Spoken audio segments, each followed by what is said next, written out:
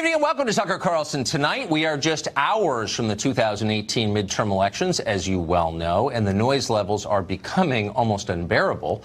Suddenly everybody's shouting and posturing and trying to scare and bully you into voting for this or that candidate. It's all very loud. But pause for a second and consider what you are not hearing. What is missing from this cacophony? For starters, there is hardly a word about Russia. Remember that dastardly Vladimir Putin and the collusion plot that hacked our democracy? Whatever happened to that? And while we're at it, how about Brett Kavanaugh? Does that name ring a bell? What about his high school yearbook and his purported teenage drinking problem and all those gang rapes he supposedly committed? What about those? Those were the biggest stories in the world not so long ago, 24/7 on the other cable channels. Those stories are going to define this election. They were going to define this entire historical era. Everybody on television told us that. And now they are just fading memories. It turns out they were sideshows. The midterm elections were never going to be fought over Vladimir Putin or Brett Kavanaugh or just about anything else we spend most of our time talking about. This election, like all elections, was always going to turn on issues that actually affect the life of the country. This year, there are three big issues: immigration, the economy, and nationalism. The first is the most obvious. Immigration determines who lives next door to you. It determines who works in your office, who chooses your leaders. There is nothing more fundamental in any country than the question of citizenship. Whatever Donald Trump doesn't know, he definitely knows this. He's been talking about immigration for 3 years now. For all of that time, official Washington has been trying to make him stop.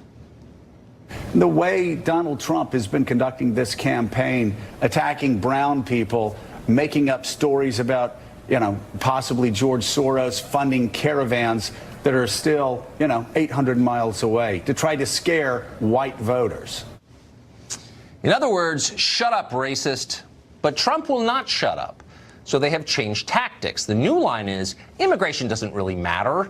The threat is hyped. Only dumb people and bigots care about borders. By the way, parties of both sides seem to believe this. Paul Ryan's office let it be known to Politico this morning that the Speaker of the House begged the president last night to stop yammering about this caravan from Central America and start talking about something important like Paul Ryan's tax bill. That's preemptive blame shifting, obviously. If Republicans lose tomorrow, Paul Ryan can point the finger at Trump rather than accept responsibility for not funding the wall that voters said they wanted.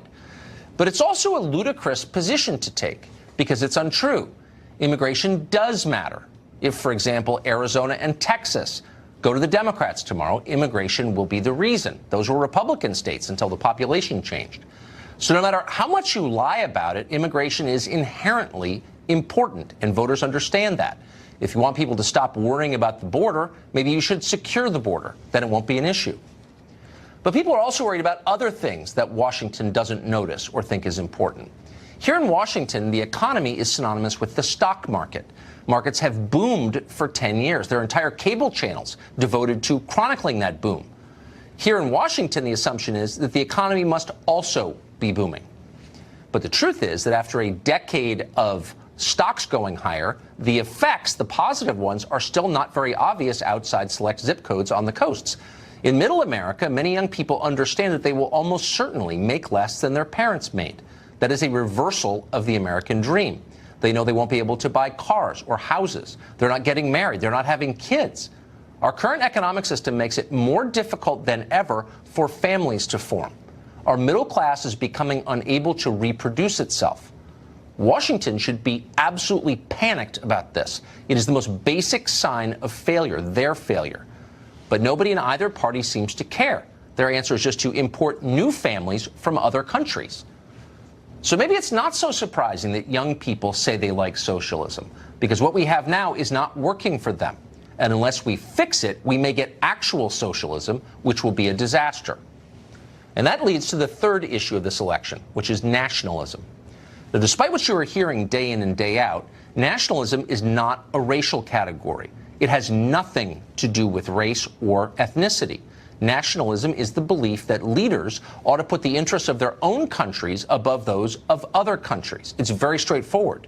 The president himself declared himself a nationalist the other night. Watch. They have a word it sort of became old-fashioned. It's called a nationalist. And I say, really, we're not supposed to use that word. You know what I am? I'm a nationalist, okay? I'm a nationalist. Trump's a nationalist. So in normal times, the president of the United States announcing that his main goal is protecting the United States would not qualify as news, because until about 10 minutes ago, every leader of every nation state throughout history has been a nationalist, almost by definition. Franklin Roosevelt was a nationalist. So was Abraham Lincoln. So was Mahatma Gandhi. So was Nelson Mandela. Nationalism has always been the rule. And why wouldn't it be? And yet suddenly it's an abomination. Nationalist. Use that word. We're going to talk about that word tonight. It is a favorite of the alt-right and is loaded with nativist and racial undertones. And globalists, well, globalists have been used as a slur of sorts, sometimes even against those in the administration, often with anti-Semitic overtones, which has happened to make the president come right out and embrace nationalism openly and claim that mantle. What has happened here? What are you trying to say as President of the United States, that you're a nationalist? Americans know what that means. It's not even a dog whistle anymore. It's a bullhorn. Dumb people repeating the same talking points. So the message is nationalism is now profanity, the word itself. Twitter and Facebook will surely be banning the term if they haven't already. But why? What exactly is going on here? Why are they so intent on stamping out not just the concept, but the very word? It's simple. What you're watching is people protecting their own prerogatives. Globalization, which is the opposite of nationalism, has caused an enormous transfer of wealth from the American middle class to what we used to call the third world, to other countries. American factories closed, but the jobs didn't go away. They just went to other countries. Now, some Americans got very rich from this. Many others got poorer. That's what happened. Rather than admit what actually happened, though, the people who got richer are trying to make the people who got poorer shut up and stop complaining about it. A borderless world has been hugely profitable for them. That's why they support it. Nationalism is their kryptonite, so they must stop it. So they scream racism and hope that nationalism will go away. Will it go away? Probably not. Because the core idea is appealing to people in all countries over all time. People want leaders who are, above all, on their side. They always have wanted that. They always will want that. That's what we know. What we don't know is what's going to happen in the elections tomorrow. We won't even guess. Nothing would surprise us. But we know what the real issues are because it's obvious. And we're going to spend the next hour talking about those issues. We're going to begin tonight on immigration with Ann Coulter. She's the author of Resistance is Futile, How the Trump-Hating Left Lost Its Collective Mind. Ann Coulter joins us tonight. Ann, thanks a lot for coming on. Sure. So you saw this piece in Politico today, not that you're cruising Politico, I'm sure, but it kind of stuck out. And in it, a background source informed Politico that Paul Ryan has been trying to stop Trump from talking about immigration because it's irrelevant, it's a peripheral issue. What he really ought to be talking about is Paul Ryan's great success with the tax bill that became law. If this isn't preemptive butt covering, I'm not sure what is. Beyond that, it's just so completely wrong. I'm so happy Trump has taken over my party. No, that's the old loser Democratic, or rather Republican Party, running on tax cuts. I mean, half the country doesn't even pay taxes. You know that running on the economy is a loser because, for one thing, all of the left-wing commentators are saying Trump should be talking about the economy. Please talk about the economy. Don't talk about immigration. Number two, the only argument from their side that you just played, I guess from Joe Scarborough, was to accuse people who are opposed to dumping millions of poor people on the country, driving down the wages of the working class and Joe Scarborough's maid, is to claim racism. You know, the left is so lucky that the poor countries to the south of us are Latin American countries, and we're not taking in, like, Poland's poor, or you know, Eastern Europe's poor, maybe gypsies. I don't know if he would consider gypsies darker, browner than us. It has nothing to do with race until they make it so. So you're saying that if we were taking in, wait, just to be clear about what you're saying. So you're saying if we were taking in Eastern Europeans, then the left wouldn't get to claim racism. They'd have to think of some other reason. Yes, no, our objection is dumping lots of poor people on the country is hurting the poor people already here and the working class already here, the low-skilled workers already here. I'd like to know how many of these, of Joe Scarborough's beloved brown people, live in the houses near him as opposed to come to clean his toilet and pool.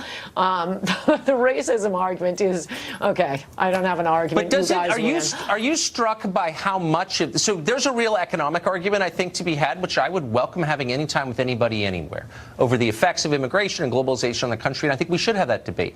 But they short-circuit that debate by attacking the motives and character of the people on the other side. But does it strike you that they're doing it in order to protect their own pretty good deal, that they're getting their prerogatives? Oh, absolutely. Mass low-wage immigration is terrific for rich people. Like I say, you get, your house cleaned so cheap. You get to strut around like you're Martin Luther King. If you work on Wall Street, you get to put together all these global deals. Globalism is great for the rich, people who live on the coast, people who need who have a lot of servants. Right. Pool boy, nanny, somebody to pick up the kids. It's terrific for them. But again, for the poor people already here, and not just poor people, I mean, it goes up the scale.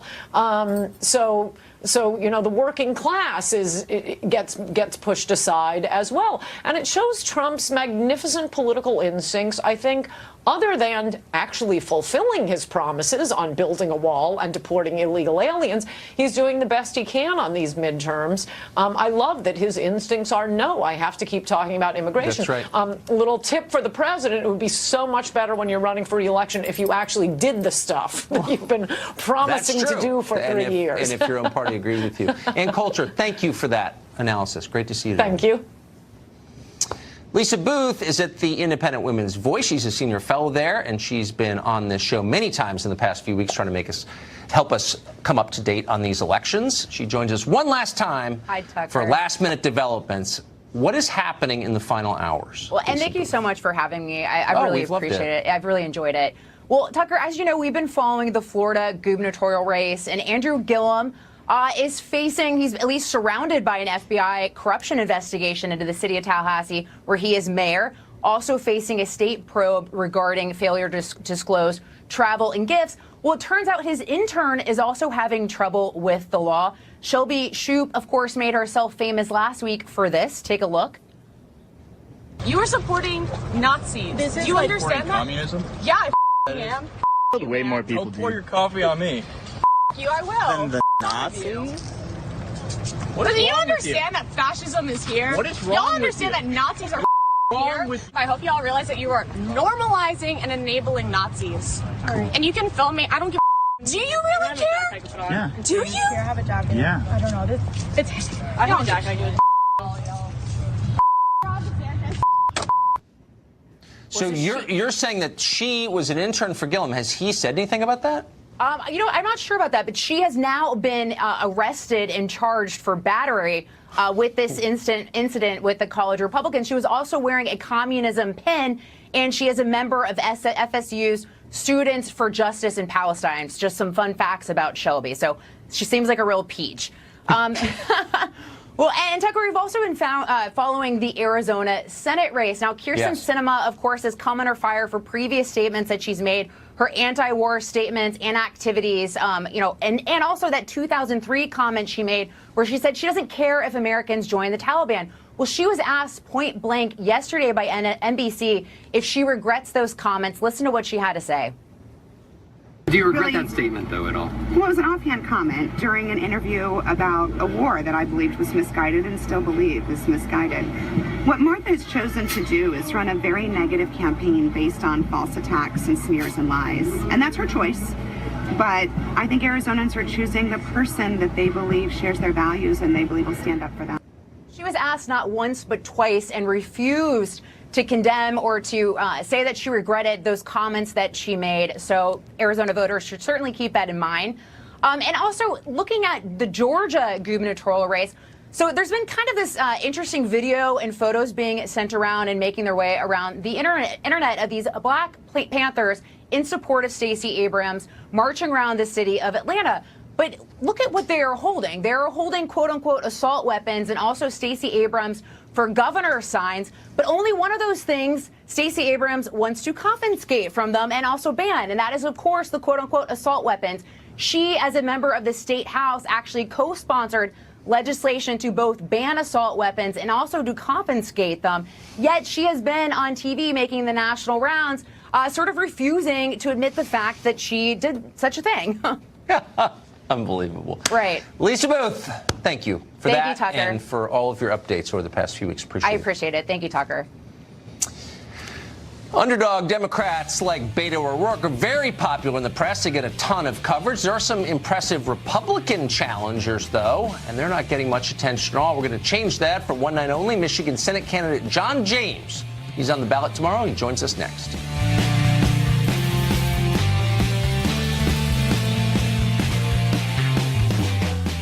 John James is a Republican in Michigan. He's challenging Democratic Senator Debbie Stabenow in the state. He's 37 years old. He flew helicopters during the Iraq War. He's been an underdog for the entire race, but polls now show him within striking distance of the incumbent senator. You think all of that might make a compelling news story, but the press have largely ignored James while turning Beto O'Rourke into a national celebrity. He's our Bobby Kennedy. Why is that? That's the question. We don't often have candidates on, but we're doing so tonight. John James joins us. Mr. James, thanks a lot for coming on. Hey, thanks a lot for having me. The reason that we wanted to talk to you is this is one of the few questions that we think we can answer. I want to play for our viewers a recording that you made. This is a reporter who called you, you didn't answer, hung up, or thought she hung up, but didn't. And here's what she said, and you captured on tape. My number is 989. Extension 109. Thank you. Man, if he beats her, Jesus. Whew, that would suck. I don't think it's going to happen, though. It's possessed. He's hard to get a hold of. I hope he doesn't win for that reason, too. So, Seth, do you have anything resembling a page one article? Can you hear me? Do you have anything, top story? Did ya? So that's Brenda Battle. She's a reporter from a local newspaper, and guess she doesn't like you. Is that your read on that? I would say so. I would say so. I think this is just kind of the indication that you're getting, the uphill battle that many of us are facing, because a lot of the bias that we're seeing out there is just not fair for those who share different opinions than some in the progressive liberal media. Yeah, I mean, it's kind of on display there. What do you think your shot is tomorrow? Well, we've closed the gap by the grace of God in our grassroots army. The excitement here is amazing. We're actually in the next room. We have a rally going on with a couple hundred people back there who are fired up about getting out the vote here in Michigan. But I'll tell you, we have the energy because people are sick and tired of being condescended to and the ineffectiveness and hyper-partisanship of Debbie Stabenow. People want a combat veteran who understands what it takes to take care of our veterans and keep this country safe. People want a business leader who understands how to create jobs in the real world. Somebody who understands how to grow our economy in the state of Michigan. And the liberal bias that you're seeing against this race that you just heard for yourself right here in the state of Michigan are intent on maintaining the status quo. Because I don't fit in anybody's little black box or little white box. I don't fit in their little red box or little blue box. I'm red, white, and blue, baby. And I'll tell you what, when I get to Washington, I'm going to make sure we move this state forward and we move this country forward, and we're not going to let anybody stop us. It's about keeping America safe, and it's about putting Michigan number one. So I was wondering why haven't we been hearing? We've been hearing so much about Beto O'Rourke or whatever his fake name is, and nothing about you, and now we know why. So if you come to Washington, and we hope you do, hope you'll make a stop on this show so we can hear more. Ms. James, thank you very much. Thanks a lot. Go to johnjamesforsenate.com. God bless. God bless. Well, what are Republicans going to do if the blue wave fails to materialize and they win? What will Democrats do if they do as well as they hope and get both houses of Congress? What's going to happen if they don't? What's going to happen, period? Dana Perino is the person we go to for questions like this. She, of course, hosts the Daily Briefing with Dana Perino, is the most beloved person in the building, as you well know. So Dana, first, what would happen in the pollsters are saying unlikely, but still possible. There's always a chance. There is, always. Nothing should surprise us. But the scenario where Democrats don't retake the House, what happens there? Well, I think that they're going to have a lot of soul searching to do, right? They'll say, why? How could it be? We ran on health care. Everybody said health care was the reason. You're going to have a mad scramble of probably, and I'm not kidding, Tucker, 35, maybe 40 Democrats who think that they can run for president. They're all going to be pointing their fingers at each other. We're looking at about $5 billion spent in this midterm race. The Democrats start in a deficit in the Senate. John James is an interesting candidate. I would watch that race in Michigan tomorrow night. He's only 2 points behind. He has really closed hard in that race. One thing that happens, though, is that in those Rust Belt states, lots of the Republican governors are up. Like Scott Walker, he's in a very tight re-election effort there. So a lot of stuff happening in the Rust Belt. The Democrats, however, they are favored to win back the House by some, but there is still a chance. Let's just say this. If Democrats do take back the majority in the House, and they only take it back by 10, what happens then to the Speaker's race, right? Well, Nancy Pelosi is unlikely to be Speaker in that scenario. There's already about 24, maybe 30 Democrats who have publicly said they would not vote for her. So there's going to be scrambling all across the map. If the Republicans are able to hold on, legislating is going to be very difficult. They have to figure out, what are we for? Are we, they've talked about tax cuts 2.0. Like, is that going to cut it? Can they really go into 2020 not addressing health care? And can they figure out a way to work with the Democrats, as they'll have to do, to work with President Trump to do something on immigration? That will be the big test of 2020. Interesting. Who do you think, if Pelosi's not the Speaker? Because I agree with you, there's some latent hostility. She's scared. People are afraid of her, but they also resent her.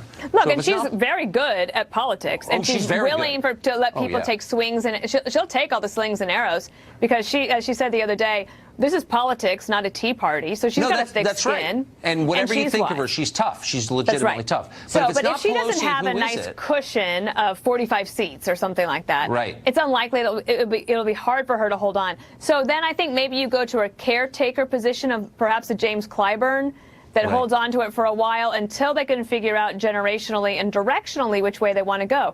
There will be some very interesting new Democrats that do win, right? You'll have some veterans from the Iraq and Afghanistan wars. That will be interesting. You'll have some younger people. That'd be very interesting. You will have some that are very into identity politics. And you will have some from Midwestern states that say, no, look, we've got to do a better job of talking to blue-collar voters on the economy and on immigration and all of those things. Yeah. So the struggle is going to be really tough for the Democrats. What President Trump has been able to do is unite the Republicans behind him in a way that, 18 months ago you might not have foreseen. That's thank you for saying that. I don't think anyone would have guessed that he would have made it his party as fast as he did. Right. Well, there's something, the Democrats helped, right? Look at what they did to Brett Kavanaugh. That certainly was a unifying effect for Republicans across the board.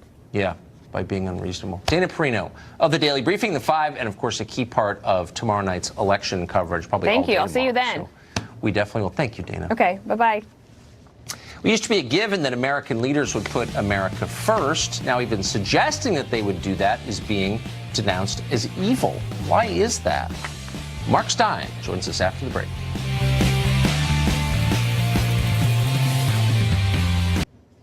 Every great president in American history was a staunch nationalist, probably the worst.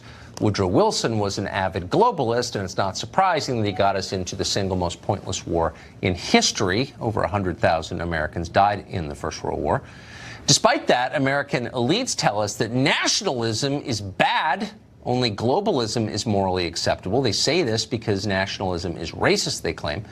But in fact, nationalism has nothing at all to do with race. And if you want proof, look no further than the Democratic Party, which is completely obsessed with race. Literally, people are celebrated or attacked purely on the basis of their skin color. Democrats want jobs, college slots, opportunity itself divided, divvied up based on DNA. This is tribalism, and it's destroying the country. Nationalism doesn't cause tribalism. It is the antidote to tribalism. Rally around the nation and not your tribe. Author and columnist Mark Stein believes this is obvious, having spent his life traveling around the world and writing about it. But he joins us tonight to reiterate it. So this is so Orwellian because leaving Trump out of it Nationalism is the antidote to tribalism. We're all in different tribes. Ignore our tribes, come together, e pluribus unum, around the country, right? Yeah, and that's actually how functioning states get by. Your principal identity is that you're an American in America, right, or you're a Swede in Sweden, or you're a Tuvaluan in Tuvalu. And if you weaken nationalism, people look for other identities, and it doesn't matter whether they're racial identities or their religious identities like Islam or their sexual identities. You then, as you say, tribalize the population, and people's subnational identity becomes more important to them than the national identity, and that's actually that's an extremely dangerous experiment, because actually nationalism is the first duty of a government in self-governing societies. Flesh that out a little bit. Nationalism is the first duty of a government. Why?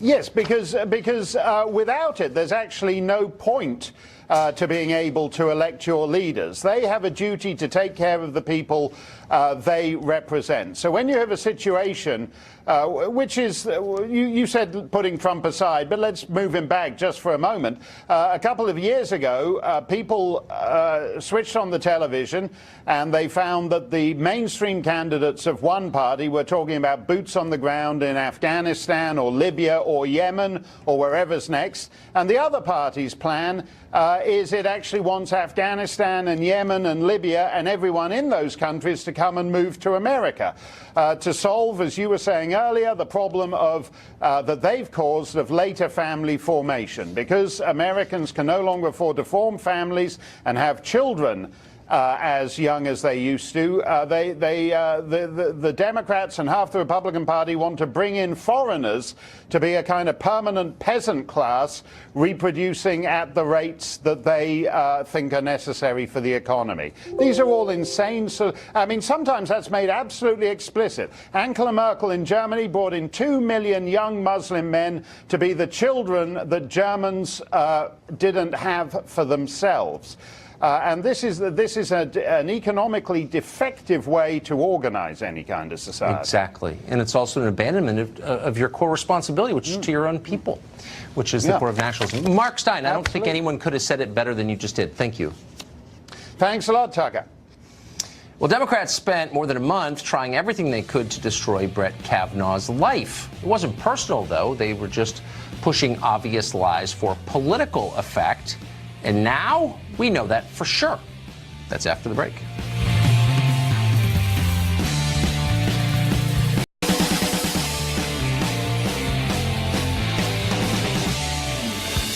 Well, last month, Democrats claimed they were absolutely certain that Brett Kavanaugh was a rapist, likely a gang rapist.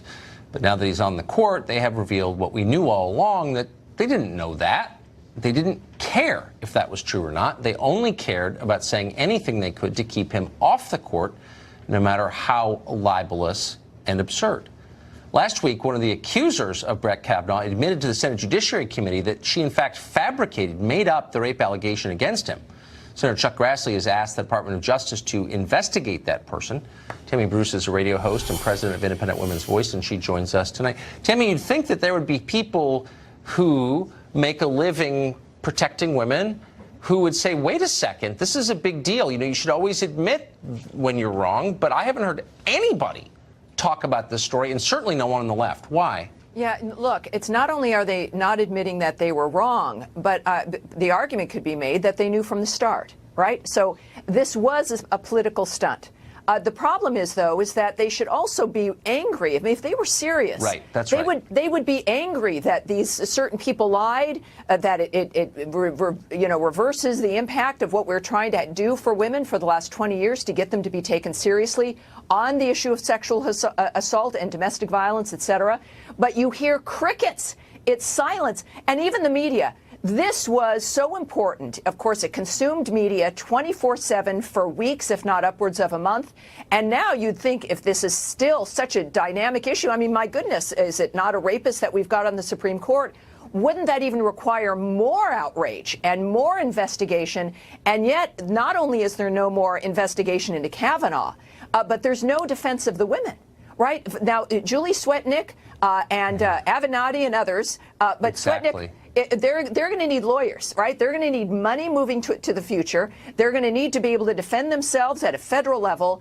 And there's like silence for them, too. Everybody has run for the hills. And what this does confirm is that this was just simply a stunt, that they knew what they were doing. They didn't care about the impact on women overall, and they still don't. And that is the largest fraud facing the American people. The American left, not only not being champions for women and others on the fringe and for these issues, they've been enablers of having those issues get worse. And they are the enemy of women across this country. And I believe tomorrow we're going to see some of the results of that. We saw some change when it came to Democrats' enthusiasm and the gap between the enthusiasm after the Kavanaugh hearing, because I think that fraud finally was exposed, and now it has been confirmed with Senator Grassley's report. It's remarkable, since you put it that way. That's right. They are not even trying to protect the women whose lives they said they so deeply cared about. What about all the candidates who said that last month, who are now running for office and have not said word one? It's very, and they're never asked about it. Yeah, weirdly. And that's the strange thing, because I know the news moves quickly, but just everyone think about it. These women, they've thrown into the volcano, and they don't care. They don't care what's happened to them. No one's going to save those women. No one's going to save the people that have been referred. I mean, this is the DOJ. This isn't like, you know, your local prosecutor, and I love local prosecutors as well. But this is serious federal crime, and Grassley's not done yet. Grassley says, you know, they're looking at witness tampering on the Leland Kaiser case, and all of that. It's amazing. None of these women have support, and that's the Democratic Party that's looking to have more power starting tomorrow. It's totally transactional. And no, we're not going to call you in the morning, apparently. No, that's Tammy, right. thank you very much. Thank you, Tucker. Well, if tomorrow night goes well, Republicans could pick up a Senate seat in New Jersey. Don't think that's happened, I think, since 1972. Certainly a long time. That'd be kind of amazing. We'll investigate that and other major competitive races after the break.